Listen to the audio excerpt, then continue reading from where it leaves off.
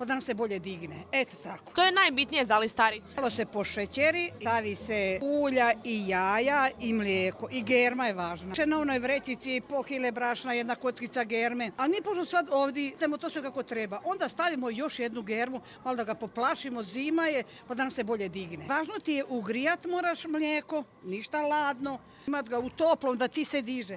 I više malo kad metneš germu da se diže, malo kad se digne onda to staviš u toplo.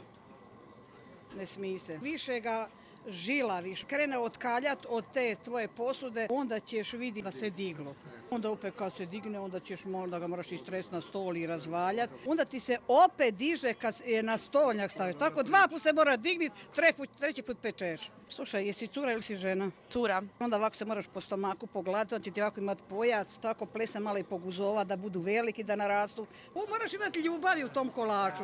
Samo veselo, veselo i pozitivno.